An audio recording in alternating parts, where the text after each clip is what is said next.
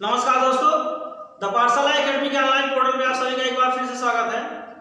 पिछले वीडियो में हम लोगों ने क्वेश्चन नंबर 12 को सॉल्व किया। आज के इस लेक्चर में हम लोग सॉल्व करेंगे क्वेश्चन नंबर 13 अर्थात क्वेश्चन नंबर 13। तो अभी हम लोग क्लास 10 का ट्रिग्नोमेट्री पढ़ रहे हैं। पूरे चैप्टर का नाम है ट्रिग्नोमेट्री और उसमें दो चैप्टर आपके हैं, चैप्टर 8 और चैप्टर 9। चैप्टर 8 का जो नाम है आपने पढ़ा त्रिकोणमिति के परिचय, त्रिकोणमिति अनुपातों के परिचय। फिर उसके बाद जो आपका 9वां चैप्टर है उसका नाम दिया गया त्रिकोणमिति के कुछ अनुप्रयोग।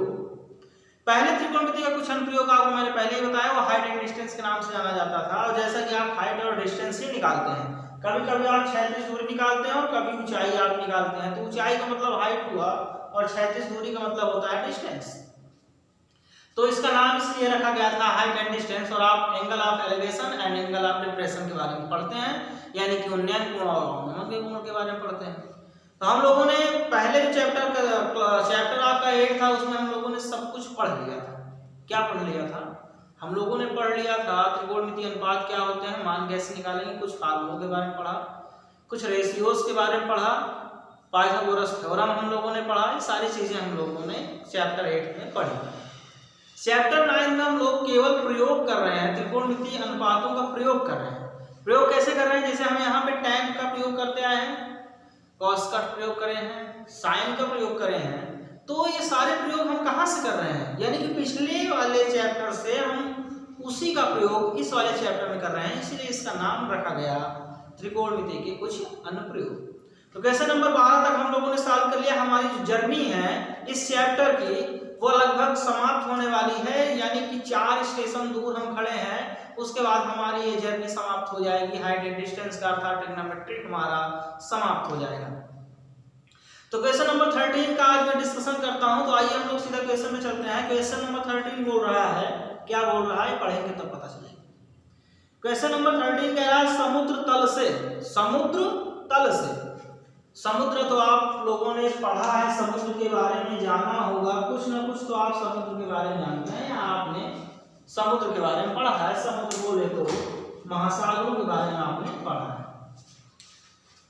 समुद्र तल से 75 मीटर ऊंचे लाइट हाउस के शिखर से, समुद्र तल है उस पर एक लाइट हाउस बना हुआ है, ठीक, जो 75 मीटर ऊंचा है समुद्र तल से। देखिए समुद्र तल में होने का मतलब होता है जहां तक पानी है उसके ऊपर की बात कर रहा है, पानी के नीचे की बात नहीं कर रहा है। तो समुद्र तल से 75 मीटर ऊंचे लाइट हाउस से देखने पर दो समुद्री जहाजों के अवनमन कोण 30 डिग्री और 45 डिग्री है।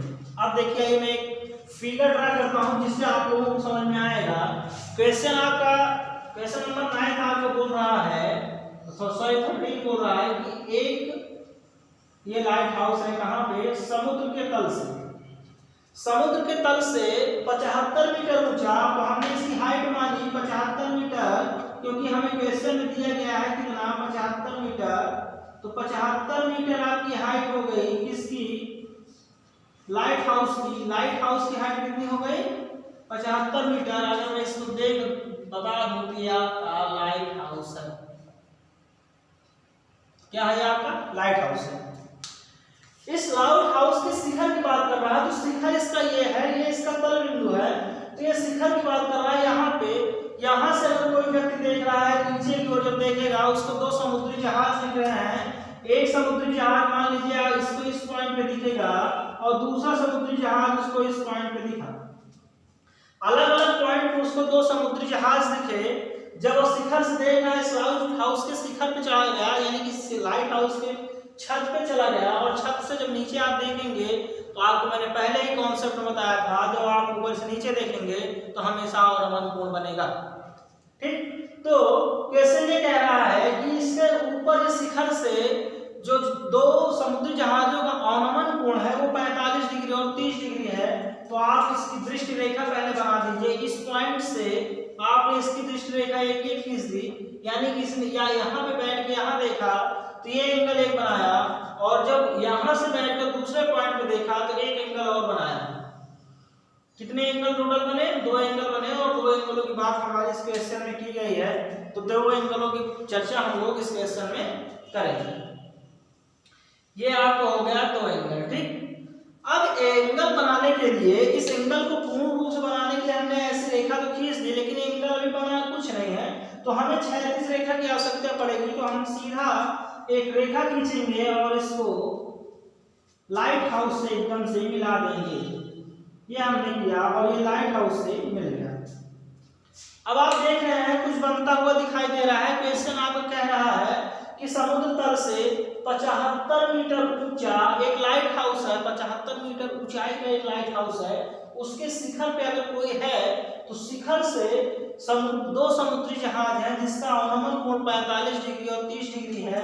तो मैंने माना ये 45 डिग्री होगा और ये 30 डिग्री होगा।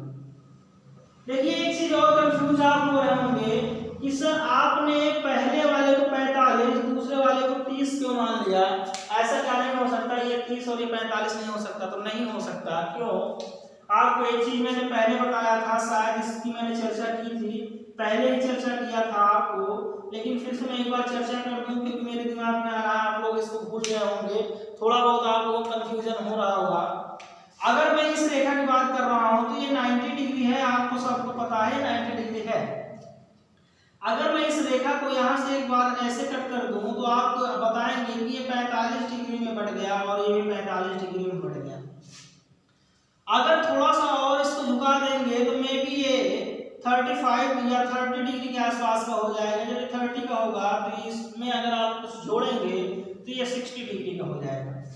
यानी बड़ा वाला एंगल 60 डिग्री, छोटा वाला एंगल आपको 30 डिग्री दिखाई देगा। जैसे जैसे ये रेखा लाइन की ओर मिलती, यानी कि क्षैतिज रेखा को टच करती जाएगी, एंगल का मान आपका घटता चला जाएगा, और जैसे जैसे ऊर्ध्वाधर रेखा की ओर जाएगी वैसे वैसे एंगल का मान आपका क्या हो जाएगा? बढ़ता हुआ चला जाएगा, 90 डिग्री हो जाएगा। 90 डिग्री से क्रॉस करेगा तो ये एंगल बनाएगा, फिर ये बनाएगा, फिर ये बनाएगा, फिर इसके पैरेलल यहाँ पे फिर ऊर्ध्वाधर नीचे आ जाएगा। सेम उसी प्रकार आप देख रहे हैं ये क्षैतिज रेखा से थोड़ा सा दूर है, अभी बहुत अधिक दूर है, यानी कि क्षैतिज रेखा को लगभग ऐसे मिल रहा है। जब मिल रहा है तो ये 30 डिग्री होगा, ये 45 डिग्री होगा, ये ज्यादा इससे नजदीक है, ज्यादा नजदीक है ना, ये ज्यादा दूर है। ज्यादा दूर होने का मतलब कम एंगल, और अधिक दूर होने का मतलब होता है, यानी अधिक दूर होने का मतलब कम एंगल और थोड़ा दूर होने का मतलब अधिक एंगल होता है। तो 75 मीटर ऊंचा आपको एक लाइट हाउस दिया गया, उसके शिखर पे जब ये चढ़ गया, शिखर पे देख रहा है तो 2 समुद्री जहाज दिख रहे हैं जिसका अवनमन कोण 45 डिग्री और 30 डिग्री है। देखिए अवनमन कोण नहीं है बल्कि मैंने उन्नयन कोण लिखा है। तो आप लोग कंफ्यूज हो रहे होंगे कि सर उन्नयन कोण दिया नहीं, आपने उन्नयन कोण बना दिया। तो मैं आपको अवनमन कोण बता रहा हूँ, लेकिन अभी आप देखिए क्या होता है। अगर मैं इस रेखा पे एक क्षैतिज रेखा ऊपर की ओर खींचूंगा, आपको पता है क्षैतिज रेखा ऊपर की ओर खींचना पड़ेगा क्योंकि आपको एंगल बनाना है, तो क्षैतिज रेखा खींचना पड़ेगा। अवनमन कोण होगा ये होगा 45 डिग्री। पहली रेखा के लिए 45 डिग्री आ गया, पहली रेखा के लिए कितना आया? 45 डिग्री आ गया, और ये इसका एकांतर कोण है, इसलिए कितना हो जाएगा? 45 डिग्री हो जाएगा। कौन सा कोण है ये? एकांतर कोण होने की वजह से ये 45 डिग्री हो जाएगा। और इस रेखा की बात करेंगे, जो दूसरी वाली रेखा है, अगर इसकी बात करेंगे तो इसका एंगल ये होगा जो 30 डिग्री का होगा, और इससे जब लेंगे तो एकांतर कोण से हो जाएगा 30 डिग्री का। अवनमन कोण यहाँ है, इसका 45 डिग्री का एकांतर कोण ये है, तो यहाँ 45 हुआ, 30 का एकांतर कोण ये है, ये 30 डिग्री हो गया। अवनमन कोण आपस में उन्नयन कोण के बराबर होते हैं, कब? एकांतर कोण की तरह, ठीक। तो 45 और 30 डिग्री का उसने अवनमन कोण बनाया, तो ऊपर से देख रहा है नीचे तो अवनमन कोण बनेगा, तो इसलिए यहाँ की ओर यहाँ, यानी कि यहाँ पे एक एंगल बनेगा 45 और यहाँ पे बनेगा 30, और ये 45 एकांतर बनाएगा इससे, तो ये 45 होगा, और ये 30 इससे एकांतर बनाएगा, ये 30 डिग्री होगा, ठीक। 75 डिग्री ऊंचा आपका लाइट हाउस है। अब क्वेश्चन आगे कह रहा है कि यदि लाइट हाउस के एक ही ओर, लाइट हाउस के एक ही ओर एक जहाज दूसरे जहाज से ठीक पीछे हो, ये लाइट हाउस है, लाइट हाउस के एक ओर हो, या तो लाइट हाउस के उधर हो दोनों जहाज या लाइट हाउस के इधर हो। लाइट हाउस के एक ही ओर मैंने बनाया है इसीलिए कि एक ही ओर का मतलब होता है कि कभी कभी जैसे मैं आप ये खड़ा हूं तो मेरे इस ओर कोई खड़ा हुआ बाईं ओर, तो मैंने कह दिया कि बाईं ओर मेरे 10 लड़के खड़े हैं, तो मैं ये बताऊंगा कि बाईं ओर मेरे 10 लड़के खड़े हैं, मेरे बाईं ओर 10 लड़के खड़े हैं। मैं इसको दूसरे तरीके से ये भी बता सकता हूं कि मेरे बाईं ओर नहीं, मैं सीधा ये बोल दूं कि मेरी एक ही ओर 10 लड़के खड़े हैं, मेरे एक ही ओर 10 लड़के खड़े हैं। तो मैं ये भी बोल सकता हूँ बाईं ओर खड़े हैं 10 लड़के, और दूसरे भाषा में मैं ये बोल सकता हूँ कि मेरे एक ही ओर 10 लड़के खड़े हैं। अब मैंने ये मेंशन नहीं किया दाईं ओर है या बाईं ओर है। अगर दाईं ओर खड़े हैं 10 लड़के तो मैं इसको ये भी बोल सकता हूँ कि मेरे एक ही ओर 10 लड़के खड़े हैं। अब वो चाहे दाएं खड़े हों चाहे बाएं खड़े हों, मैंने उसका मेंशन नहीं किया। अगर यहाँ मेंशन किया होता कि लाइट हाउस के बाईं ओर दोनों हैं या दाईं ओर दोनों हैं, तब वो उसको दाईं या बाईं ओर बनाते। लेकिन यहाँ पे क्या कहा गया है कि दोनों एक ही ओर हैं, तो कहीं भी एक ही ओर ले लीजिए, दाएं या बाएं हमें लेने की जरूरत नहीं है। आप दाएं भी ले सकते हैं और बाएं भी ले सकते हैं। आप लाइट हाउस यहाँ बना के इधर बना दीजिए जहाज को, और यहाँ पे लाइट हाउस बना के आप इधर बना दीजिए, कोई समस्या नहीं है, क्वेश्चन आपका सेम रहेगा। ठीक है, तो ये आपका हो गया लाइट हाउस जो 75 मीटर ऊंचा है, 45 और 30 डिग्री के एंगल बनाया, और ये कह रहा है कि लाइट हाउस के एक ही और 2 जहाज हैं। तो मैं मान लेता हूँ माना वो जहाज ये है और एक ये है। कह रहा है एक दूसरे से ठीक पीछे हैं, तो माना इस एंगल पे एक जहाज है तो दूसरे एंगल में ये जहाज है, तो ये इस वाले जहाज से ये वाले जहाज ठीक क्या है, पीछे है। बिल्कुल सही। अब आप इसका नामकरण कर दीजिए। नामकरण करने का मतलब ये हुआ, आइए नामकरण करते हैं। इसको आप ए दे दीजिए, यानी कि जो इसका शिखर है लाइट हाउस का, इसको आपने ए दिया। लाइट हाउस के तल को आप बी दे दीजिए, इस एंगल को, इस वाले पॉइंट को आप सी दे दीजिए, और इस वाले पॉइंट को आप डी दे दीजिए। ठीक, तो डी और सी ही जहाज है। डी पॉइंट पर एक जहाज है, एक सी पॉइंट पर जहाज है, और डी से ठीक पीछे सी है। ठीक है, ये आगे है ये पीछे है ना, ये आगे ये पीछे, और सबसे पीछे बी। तो बी कोई जहाज नहीं है, बी क्या है, लाइट हाउस है। तो डी से जस्ट पीछे आपकी डी है, सी है, और सी आपकी एक जहाज है और एक जहाज डी। क्वेश्चन फिर आगे कह रहा है कि दोनों जहाजों के बीच की दूरी आप कीजिए। जब आपकी जहाज डी है और आपकी जहाज सी है, इनके बीच की जो दूरी है उसको ज्ञात करना है। और मैं मान लेता हूँ, माना दोनों के बीच की दूरी x मीटर है। कितना है बच्चा, x मीटर है। मैं दोनों जहाजों के बीच की दूरी मान लेता हूँ। अब आपको मैं क्वेश्चन बता रहा हूँ, लिखना क्या है आपको, माना। तो हम लोग माना पे आ जाते हैं। माना दोनों जहाजों के बीच की दूरी, माना दोनों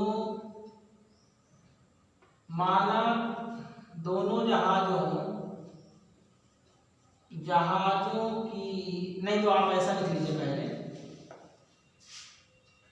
माना डी व सी 2 जहाज हैं। क्या है, 2 जहाज हैं। जहाज का मतलब एरोप्लेन है ना, समुद्री जहाज है। तो 2 जहाज कौन से हैं, डी और सी 2 जहाज हो गए। अब हम इन दोनों के बीच की दूरी मान लेते हैं। तो क्या मान लिए, माना दोनों जहाजों के बीच की दूरी x मीटर है। कितनी है, x मीटर है। अब आप यहां पे लिखिए, और लाइट हाउस की ऊंचाई, लाइट हाउस की ऊंचाई कितनी दी गई है, 75 मीटर। तो आपने लिख लिया लाइट हाउस की ऊंचाई 75 मीटर। अब आपको एक पॉइंट मिला, दोनों जहाजों के बीच की दूरी x मीटर है। तो किसकी बीच की दूरी x मीटर है, DC की। तो आप यहाँ पे एक पॉइंट और लिख सकते हैं। मैं एक पॉइंट और लिख दूं यहीं पे, क्या लिख सकता हूँ, DC बराबर आपने माना है x मीटर, है ना। और एक पॉइंट और लिख सकता हूँ, आप देख रहे हैं B, और ये पॉइंट आप देख रहे हैं D। B और D पॉइंट में लिख सकता हूँ, B और D बराबर क्या लिख सकता हूँ, आप मुझे बताइए। B और D को मैं लिख सकता हूँ BC प्लस DC। लिख सकता हूँ नहीं, सबसे बड़ी रेखा आप देख रहे होंगे D और B है।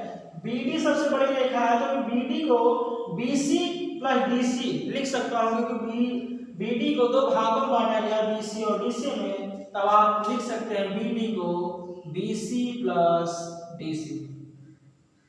मैं ऐसा क्यों लिख रहा हूँ, अभी जब मैं क्वेश्चन सॉल्व करूंगा तो इसकी आवश्यकता पड़ेगी, तब आपको समझ में आ जाएगा, तो मैं ऐसे इसको क्यों लिख रहा हूँ। ठीक, आइए अब हम लोग समकोण त्रिभुज की ओर चलते हैं, अपने क्वेश्चन को सॉल्व करते हैं। हम लोगों ने मान लिया, और जब हम लोग मान लेते हैं तो अपना सीधा क्वेश्चन की ओर चले जाते हैं, जब हम लोग सब कुछ मान लेते हैं। तो फिगर आपने बनाया 75 मीटर ऊंचा लाइट हाउस है। यहाँ पे शिखर से नीचे देखने पर तो ऐसे पॉइंट है जहाँ पे दो जहाज हैं डी और सी पर, अनुमान कोण उनका अनुमान कोण 45 डिग्री और 30 डिग्री है, जिससे उन्नयन कोण 45 और 30 डिग्री हुआ। ठीक, अब इसी दोनों जहाजों के बीच की दूरी आपको ज्ञात करनी है। 75 मीटर ऊंचा ये दिया गया है क्या, लाइट हाउस। तो हम मानेंगे आपके पास दो त्रिभुज है, एक त्रिभुज है ABC और दूसरा त्रिभुज है ABD। छोटा वाला त्रिभुज आप देख रहे हैं ABC और बड़ा वाला त्रिभुज ABD। तो पहले छोटे वाले त्रिभुज की ओर चलेंगे, ABC की ओर। ABC में आप देखेंगे ये लंब है और ये BC क्या है, आधार है। आप tan का रेशियो लगाएंगे, आप लगाएंगे tan थीटा बराबर लंब बटे आधार। क्या लगाएंगे बच्चा, लंब बटे आधार। आप लंब देख रहे हैं, आपका लंब है AB और आधार आपका क्या है, BC। आप यहाँ पे लगाएंगे लंब हो गया AB और आधार आपका हो गया BC। tan थीटा की वैल्यू 45 डिग्री दी गई है, तो आप लिखेंगे थीटा के स्थान 45 डिग्री, तो हो जाएगा tan 45 बराबर AB के स्थान पे आप देख रहे हैं, AB के स्थान पे क्या लिखेंगे 75, तो आप लिखेंगे 75 बटे BC। tan 45 की वैल्यू आप सभी को पता है, बहुत अच्छे तरीके से पता है, 1 होता है। आप लिखेंगे 1 बराबर 75 बटे BC। क्रॉस मल्टीपल आप करेंगे BC का 1 से तो BC ही रहेगा, और 75 का 1 से करेंगे तो 75 ही रहेगा। इस तरह ये आ जाएगा, BC की वैल्यू आ जाएगी आपकी 75 मीटर। BC की वैल्यू आपकी कितनी आ जाएगी, 75 मीटर आ जाएगी। अर्थात आप BC बराबर यहाँ लिख सकते हैं, और वो क्या लिख सकते हैं, 75 मीटर। कितना लिख सकते हैं बालक, 75 मीटर आप इसको लिख सकते हैं। देखा यहाँ BC की वैल्यू कितनी आ गई 75, तो DC की वैल्यू x है। आप इसको आगे करके लिख सकते हैं 75 BC की वैल्यू प्लस DC की वैल्यू कितनी x। तो अब आप BD को क्या लिख सकते हैं, 75 प्लस x लिख सकते हैं। एक स्टेप मैंने इसको बढ़ाया। अब आप दूसरा देखिए, आपके पास दूसरा समकोण त्रिभुज है, तो आप लिखेंगे समकोण त्रिभुज कौन सा समकोण त्रिभुज, ABD, बड़ा वाला, कौन बड़ा वाला त्रिभुज ना, ABD। तो समकोण त्रिभुज आप लिखेंगे ABD में, कौन सा त्रिभुज, ABD में। ABD में जब आप लिखेंगे tan थीटा बराबर, ये tan थीटा बराबर हो जाएगा लंब बटे आधार। क्या हो जाएगा, लंब बटे आधार हो जाएगा। लंब तो बड़े वाले त्रिभुज के लिए भी लंब क्या है, AB ही है, तो AB लंब का ही काम करेगा, और आधार इसका चेंज होगा, आधार होगा B और D। बड़ी वाली रेखा आपके आधार कहलाएगी B और D, अर्थात आधार आप लिखेंगे BD। थीटा की वैल्यू आपको पता है 30 डिग्री दिया गया है, तो आप लिखेंगे tan 30 degree is equal to, अब AB की वैल्यू आपको पहले से पता है 75 दिया गया है बटे BD को, इसीलिए मैंने BC प्लस DC लिखा था। BD को मैंने क्या लिखा था, BC प्लस DC इसीलिए लिखा था। अब आप यहाँ लिख देंगे BD को DC प्लस BC। मैंने माना था BC प्लस DC, तो आप BC प्लस DC लिख लीजिए, नहीं तो आप कंफ्यूज हो जाएंगे। 75 प्लस x भी लिख सकता था, लेकिन BC प्लस DC लिख लिया, इसलिए जरूरी था। tan 30 बराबर आपको पता है, वैल्यू सबको पता है, 1/√3 होता है, इज इक्वल टू 75 बटे BC की वैल्यू आपको आपने ज्ञात कर ली 75 मीटर, अभी जस्ट ज्ञात किया आपने, और x DC आपने x माना है, तो ये हो गया आपका x। जो 75 प्लस x आप लिखे हैं तो वही आया। BC की वैल्यू आपने अभी यहाँ निकाला 75 मीटर, और DC को आपने पहले से मान लिया था x। अब आप क्रॉस मल्टीपल करेंगे, इस 75 प्लस एक्स का 1 से गुणा करेंगे तो उतना ही रहेगा, ये उतना ही रहेगा, इसमें कोई परिवर्तन नहीं आएगा, 75 प्लस एक्स ही रहेगा, प्लस एक्स बराबर √3 का गुणा 75 से करेंगे तो ये बेशक हो जाएगा 75√3। फिर से आप इसको लिखेंगे तो देखिए इस 75 को लेफ्ट हैंड से आप राइट हैंड में भेज देंगे तब ये हो जाएगा x बराबर 75√3 माइनस 75, क्योंकि लेफ्ट हैंड साइड में ये प्लस का 75 था और जब ये राइट हैंड साइड जाएगा तो माइनस का 75 डिग्री हो जाएगा। अब आप देख रहे हैं इसमें से इन दोनों में से 75 आपको कॉमन दिख रहा है तो आप कॉमन लेंगे और लिखेंगे x बराबर 75 आपने कॉमन लिया तो जब 75 दोनों में से कॉमन आ गया तो यहाँ पे बचा √3 और यहाँ पे 1 तो आप लिखेंगे √3 माइनस 1 और यही आपका आंसर है। दोनों जहाजों के बीच की दूरी आपकी आ चुकी है कितना 75 ब्रैकेट में अंदर √3 माइनस 1 मीटर में आप मेंशन करेंगे क्योंकि आप सारी यूनिट मेजरमेंट मीटर में निकालते आए हैं तो आप मीटर में ही मेजर करेंगे, ठीक। तो इस x की वैल्यू कितनी है 75 ब्रैकेट में अंदर √3 माइनस 1 और इसी दूरी को हमें निकालना था। तो आप ये क्वेश्चन बहुत इजी क्वेश्चन है, बहुत टफ नहीं है, सारे क्वेश्चन एक ही जैसे हैं, लगभग एक ही पैटर्न पे हैं, कुछ करना नहीं है, आप पढ़ते जाए, एक स्टेप क्वेश्चन पढ़िए और एक लाइन खींचते जाइए, आपका फिगर ड्रा हो गया। और आपने जब अच्छा सही फिगर ड्रा कर लिया तो क्वेश्चन को सॉल्व करने में कोई बड़ी बात नहीं है। आप इस क्वेश्चन को नोट करें, पहले नोट कर लिए होंगे या स्क्रीनशॉट ले लें, ज्यादा बेहतर यही होगा, ठीक है। तो आज इस लेक्चर में बस यहीं तक, नेक्स्ट क्लास में हम लोग नेक्स्ट क्वेश्चन करेंगे, क्वेश्चन नंबर 14। आज बस यहीं तक, धन्यवाद क्लास।